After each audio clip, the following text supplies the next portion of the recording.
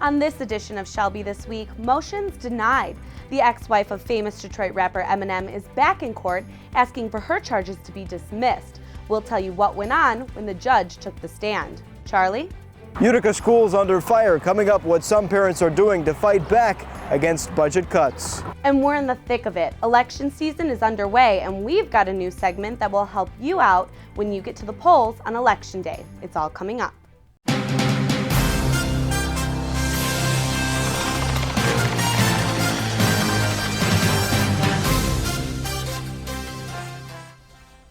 A federal judge is saying all was fair in negotiating for a new contract after two towing companies brought a lawsuit against Shelby Township.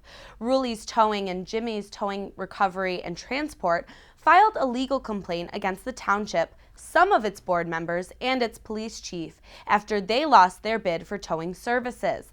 The complaint alleged that board members took bribes and accepted entertainment tickets in exchange for hiring a new service through a bidding application process. The court ruled in favor of the defendants because the township's request for proposals retained the right to reject any and to negotiate with one or more companies. The owner of Ruleigh's Towing Company says he's okay with the verdict and that he just wanted answers on some of the questions he had about the whole ordeal that he wasn't getting in the first place. Proposed budget cuts to a Utica Community Schools program is causing outrage among parents of English language learners. Charlie Cadotto tells us how these cuts could impact the classroom starting next year. Utica Schools lists English language learner as one of their special accommodations, but their budget cuts are raising some questions. Will the students who need help learning English get the support they need? It hurts. By now, it's really no secret. Utica Community Schools is facing financial trouble. School officials say cuts are needed. But where should they start? It really makes no sense at all. Some parents are outraged with the school district after learning they will slash funding from the English language program. That means students who need extra help learning English will have less support. It's probably not the right place to make cuts. I believe they should even improve it. No cut the budget. The district's calling it a redesign. Students coming from other countries who may need the support will be in the same classroom as other native English-speaking students. For the teachers to teach both of them at the same time, no way. One of them is going to be affected. But the district says teachers will have the proper qualifications to work with non-English speakers. But in the same classroom? Off camera, teachers told us they're frustrated. I was really disappointed. It hit my heart because I'm a foreigner. And English is something really hard for us to speak. With incoming refugees from the Middle East, officials say English language programs are needed more than ever. And they're actually mandated by law. The least that we can expect here is that they'll be able to become Americans and receive the same opportunities that other Americans receive, and that starts with learning the English language. We tried speaking to Utica Schools to hear their side of the argument. Their spokesperson, Tim McAvoy, never returned my calls and emails. Those involved in this drama say they know how that feels. Communication with the district directly has been very minimal because of what I've heard from students, parents, and teachers, that they do not respond. Now, a local attorney representing the Albanian American community says he'll monitor the program, and if it fails, he says a lawsuit could be coming. Legal action could come out of this because, they have Title III funding, and we need to know if those are being deployed appropriately. Activists involved say they'll attend the next board meeting and continue to voice their concerns. Who can speak up for them? They're not their parents. At least not in English. For Shelby This Week, I'm Charlie Cadotto. And besides the English language program, more cuts could be coming. Next week on Shelby This Week, Charlie will bring us the other school programs on the chopping block and what that could mean for teachers' jobs. We'll look forward to that report. We're following the ongoing process of the BLIGHT initiative here in Shelby Township as the planning department looks at the commercial properties in disrepair. After we first reported on the initiative, many residents had concerns about how the blighted structures were being taken care of and on whose dime. So as part of this BLIGHT initiative, our department, along with the building departments, are going out and inventorying some of these sites, identifying the deficiencies, the code violations, and bringing them to the owner's attention. Then one of two things happen. Either the buildings are rehabilitated to be resold, or they're torn down. The owners are told what to fix, or else they risk getting ticketed. We talk to the realtors, the owners of the parcel, and we basically say that these are the codes that you are currently in violation of. If you don't fix this, we're going to ticket you. So that's essentially the process. We've had no kickback yet. Everyone we've talked to has agreed and been, really cooperative. So we're excited we've started really well. First and foremost, this isn't costing anyone anything. As of right now, we've spent no extra money to have this initiative done. Right now, there's really no deadline to take care of blight, but the focus is on commercial properties first. Residential properties are not being looked at this time. The ex-wife of Detroit rapper Eminem returned to court this week to face a judge on her OWI charge. As you may remember, Kim Mather's court file was open to the public after Shelby TV broke the story about her sealed case. Charlie Cadotto brings us an update on the latest courtroom proceedings. Kim Mathers and attorney Mike Smith walked into 41A District Court with arguments to get this case entirely dismissed, but the judge wasn't buying it. Do you have any reaction to what happened today? No, thank you. Kim Mathers walks away from our cameras with her shades on, but the legal future of her case may not be so bright. We first told you about her car crash last October, which she said was actually a suicide attempt. Mathers told police she drank a fifth of rum and got behind the wheel. But that's only where this story starts. As you may remember, Shelby TV discovered Mathers' court case was sealed from the public, raising questions. Was she receiving special treatment? Why was it sealed in this case? Are you a lawyer?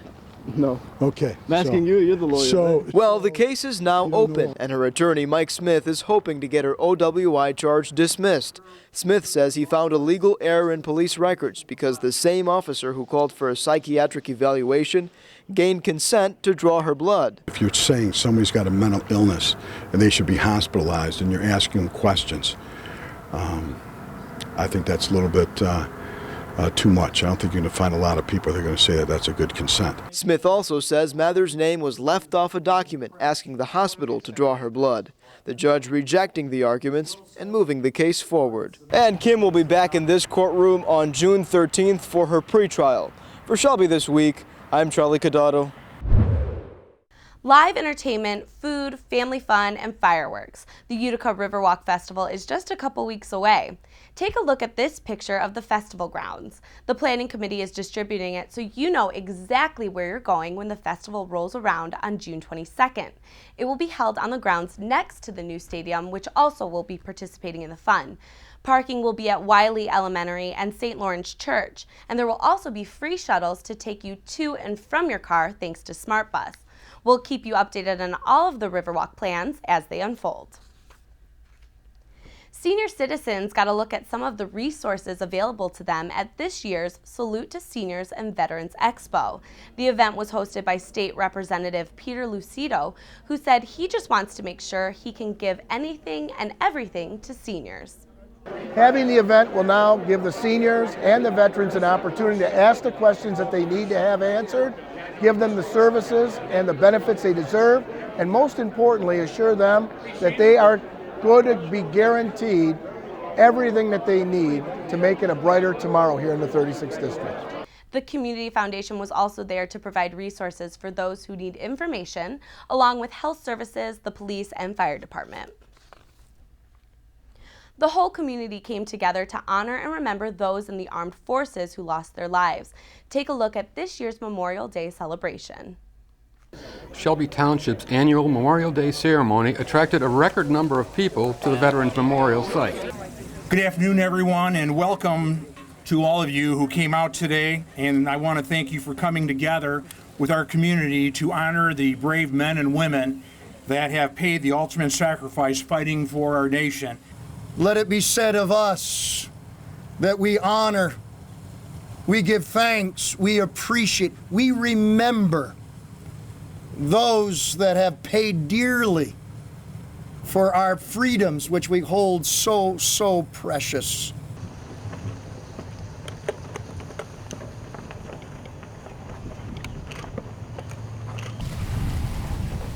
Another one of the highlights of the ceremony was the patriotic music provided by the Lakeside Assembly of God Choir and Tracy and the Tracers. In and out, hear the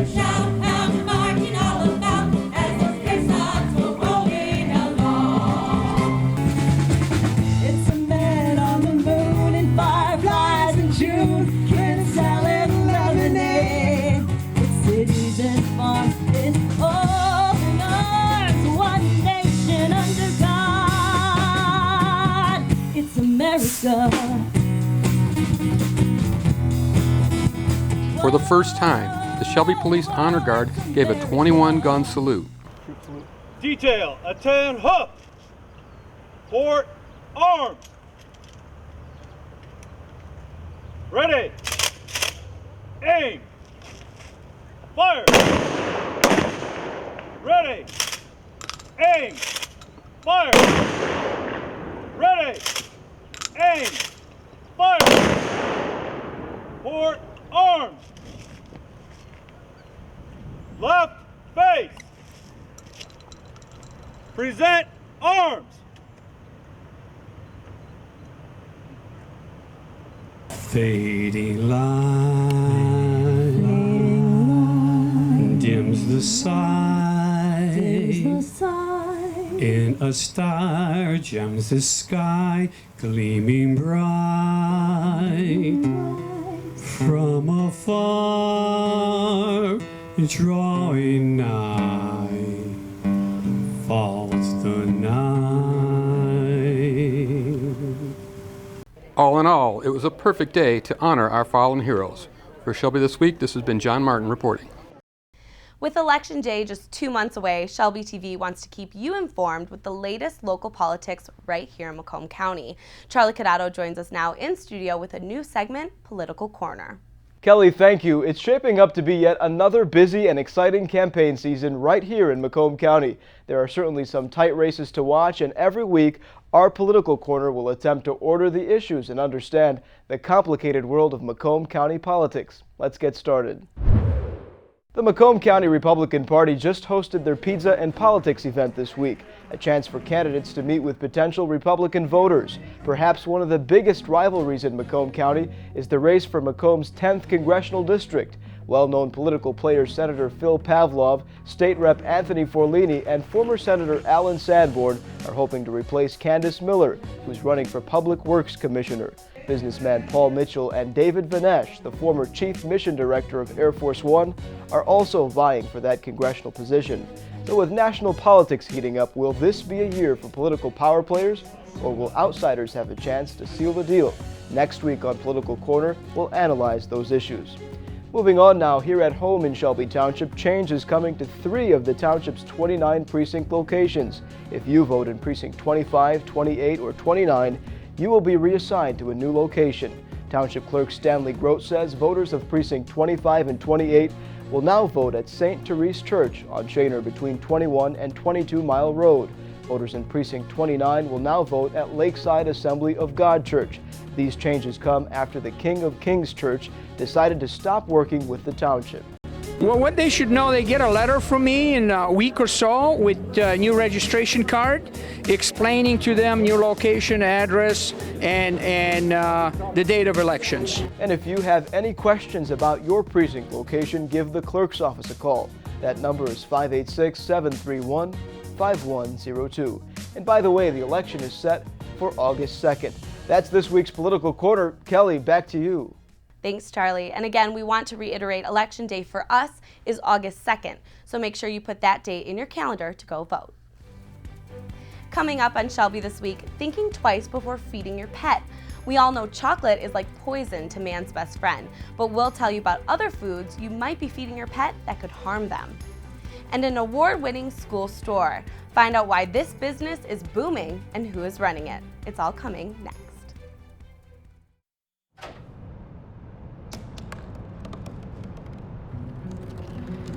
They said I couldn't dream. Called me a piece of trash and swore that's all I'd ever be.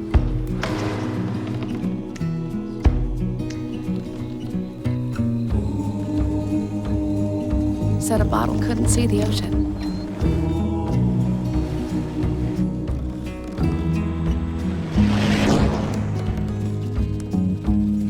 Give up. Go back to the dumpster. But I didn't listen. I made my way.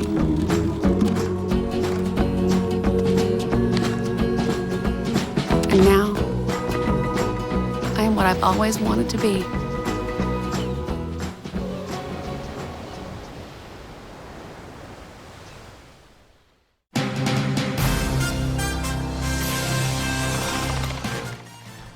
like to save a few dollars on our car insurance, right? There are bills in Lansing to help us do so, but our Nick Buckler found out they aren't catching on with some lawmakers. In February, we told you about Representative Peter Lucido's proposed bill to get uninsured drivers off of the road. Now he's on a mission to get those driving without a valid license out from behind the wheel. If they're unlicensed and never applied for one, they might not even know the rules of the road. This bill would take unlicensed drivers off of the road by not allowing them to continue driving. Once they're pulled over, their license plate would be destroyed and their car would be towed, leaving them on the side of the road.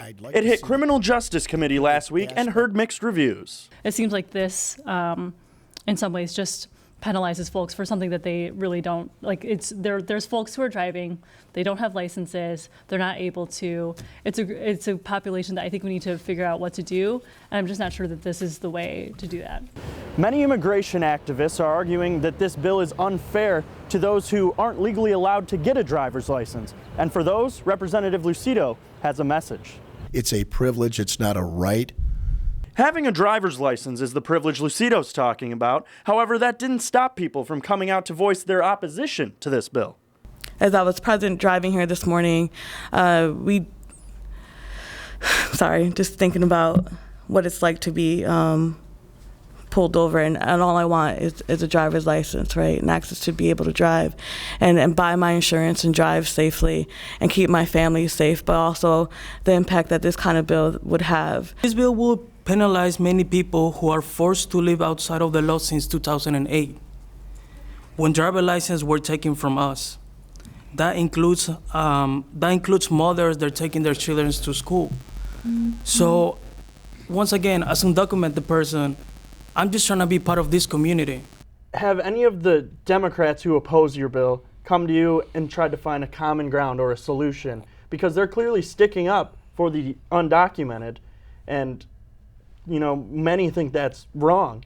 Have they come to you and said, hey, maybe we can work out something like if you have a working visa, you can get a temporary driver's license as long as you're working in the country? Has anyone brought any ideas to you? Another great question. And at the committee, as you well know, Nick, I looked at them and I said, please offer me a solution then to what it is that you want to see. Please bring me an alternative then, so that we don't have your constituents who put you here feel that they're being cheated by your own efforts of sticking up for those that are breaking the law. Right. And nothing, absolutely silence. Although the state police elected to stay neutral on this bill, they seem to give some support. There are a lot of people out there that are breaking the law, and if there's a way that we can bring them into compliance, we do support that. These are lawmakers that are in the legislature, not lawbreakers. And I don't want a lawbreaker to go to Lansing to be a lawmaker. And Nick's back in studio with us. Nick, you mentioned that the person's car would then be towed. So does that mean they're left on the side of the road to fend for themselves? Yes, it actually does. However, if they get pulled over on a freeway, police would drive them up the ramp to the nearest public facility so they could make a phone call, since public safety is a big concern. Oh, that's great. And how was Lansing? I know it's pretty exciting down there. There's a lot going on. There really is a lot going on, Kelly. And being in that committee was really interesting, seeing everyone that was testifying against the bill and then seeing the supporters of the bill as well. And for me, it was just sitting back, being neutral, and taking it all in. And it's going to be really exciting to see how this plays out. And obviously, we're going to have you up to date here on Shelby this week. And Nick also posted a longer conversation with Peter Lucido on our Facebook page. So if you want more information, you can go to that. Yeah, it's a very intriguing one-on-one interview right here in the studio from last week. You're not going to want to miss it. All right, thanks, Nick. It's a common habit. You're sitting at the dinner table and you have some extra food on your plate. Why not just give it to the dog? But Shelby TV's John Martin explains why some foods just aren't healthy for man's best friend. And no, we're not just talking about chocolate. Take a look. You've probably heard that chocolate is unhealthy for dogs to eat, but did you know sugarless gum with xylitol as an ingredient is even worse? Veterinarian Drew Schneider explains.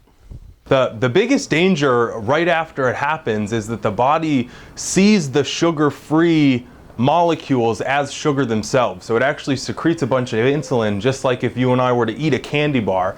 The problem then being, since that's not actually sugar, the insulin doesn't have anything to act with, and it unnecessarily lowers the animal's blood sugar. But then after the fact, so this is 12 to 24 to 48 hours later even, that product, xylitol, gets metabolized into a byproduct that then is also toxic for the liver. We mentioned how chocolate is bad for dogs to eat, but did you know different types of chocolates may be more dangerous than others? White chocolate in and of itself probably won't do anything to a dog other than cause just a little bit of stomach upset. As we progress further through the darker versions of chocolate, so milk chocolate being worse than white, but then dark chocolate worse than milk chocolate, Baker's and semi-sweet chocolate even being a lot worse than the former versions. If a dog is having an adverse reaction to chocolate, the first things we see, the vomiting, diarrhea, definitely, but generalized agitation, restlessness, tremors in the legs, progressing, quite frankly, in the truest sense, to seizures if it's too high of a dose that they got into. Grapes and raisins, quite frankly, raisins just being a more concentrated form of grape, essentially, in the last 25 years or so have become more and more recognized as a potential toxic substance for these animals. Some animals, even to this day, will eat grapes and raisins, as a treat from owners, and not really have any unwanted side effects from it. As a profession, we don't actually know what chemical is in there that's causing an issue. So we tend to recommend, even if a dog has gotten grapes and raisins in the past and done okay, that we avoid them in the future, since this appears to be an up-and-coming food reaction in these animals. So if you're a pet owner, please keep these tips in mind. And if you think your dog or cat has been poisoned, call your veterinarian immediately. Or you can call the Pet Poison Hotline at 855-764-7661. It's a 24/7 service, but it costs $49 an incident. This has been John Martin reporting for Shelby TV. When you see students walking around in their Utica high school gear, they've actually bought that at an award-winning store. The school store named Chieftain Connection was named one of the top 20 in the country. And this store is completely student-run, from the stocking to the selling to the marketing. All of our students run everything you see going on, from merchandising to ordering to customer service to stock, and everything that you see. They have done all the designing for the store, everything. The students competed at the annual DECA International Career and Development Conference in Nashville last month against 200 school stores. Our group kind of had to explain in 10 minutes what we do in the school store, just in a presentation, and we had to sit in front of judges that actually sponsor our school store. So it was really just the three of us working together to explain what we do. And they came out on top of the pack for the 5th consecutive year. Congratulations to all of the students who run the Chieftain Connection for their hard work and dedication to running a successful school store. Still ahead, grab your cell phone and head outside. We'll tell you all about a new social media campaign going on in Shelby Township. Nick? It's opening day here in Utica at Jimmy John's Field, and it's just a matter of moments before first pitch on this field behind me. I'm Nick Buckler. Coming up on Shelby this week, we'll fill you in on everything that happened for these festivities. People think I'm trash, but they're wrong. Today I'm just an aluminum can, but one day I could be a stadium.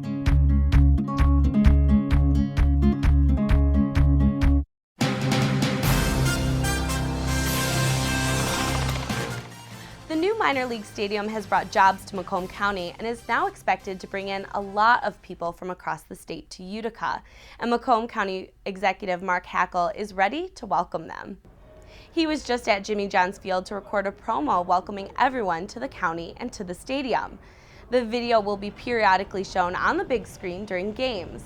And our county executive didn't shy away from being on that Jumbotron. I don't mind the microphone, I don't mind the camera. I like being on the big screen, so someday maybe I'll be an actor, I don't know. Some people say that I am, but it's a great opportunity for me to use my position, leverage that to get people excited about really what's happening here in this county. Let's play ball. And for many people, they all got to see his big screen debut on opening day. The sun was out, the bats were cracking, and the whole community, including Shelby TV, was at Jimmy John's Field to take in the minor league baseball game for the first time. For it's 1, 2, 3 strikes, you're out. Out at Jimmy John's Field in downtown Utica for the highly anticipated opening day. I'm excited. Again, the history of this county, as far as I can remember, I've never seen so much excitement about an economic development, quality of life asset that has come to Macomb County than this Jimmy John's Field here. Back in March, I was able to walk through the stadium as it was being built with Commissioner Andy Appleby. And today, I was able to see his visions as a reality. The amenities, the food prices, the actual prices of getting in here on a ticket for $6 to be out in the outfield. Talking about the wiffle ball stadium that's attached to this, the playscape for the kids, and food for everyone. This is for all generations to really enjoy in years to come. As far as who HACKEL's pulling for, who's your favorite team? Who do you got today? I'm going with the Utica Unicorns. I mean, I'm going with the hometown favorite. I actually like the actual mascot, if you will. I think it's kind of tough. I like the roughness of it. You wouldn't think that about a unicorn, but this one, I like it. He looks pretty tough. It was family friendly and had many attractions throughout the day, including parachuters falling in from the sky to deliver the game ball. It was a lot of fun here at the ballpark today on the inaugural season and opening day here at Jimmy John's Field. Kelly, back to you. But of course, it wasn't just about the hot dogs and cold beer on opening day. There was also a great game of minor league baseball, and we've got all the highlights. In the inaugural game of the United Shore Professional Baseball League, the Utica Unicorns take on the Birmingham Bloomfield Beavers. After starting out as a pitching duel, the Beavers were the first on the board. Nick Wilson. See you later, a one-run shot and the first in USPBL history, a home run.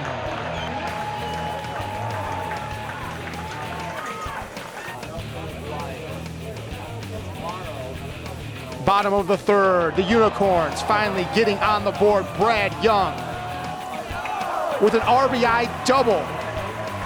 Zach Blonder comes in and it's 1-1. Moving to the bottom of the fourth, Austin Crutcher nails this one down the right field line for a double.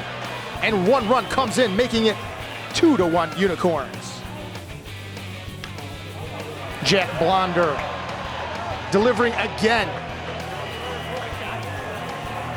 with a 2 RBI single, and it's 4-1.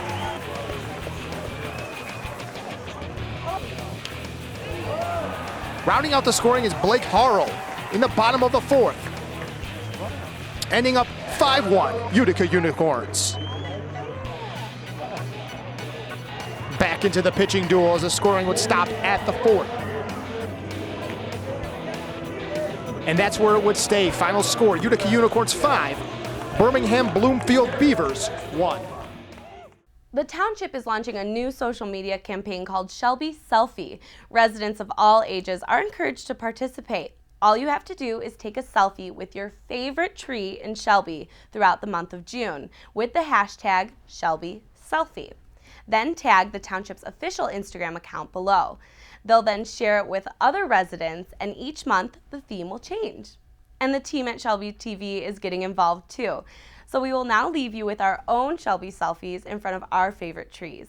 And remember, you can watch us all the time on Facebook, just like our Shelby TV page. Thanks for watching.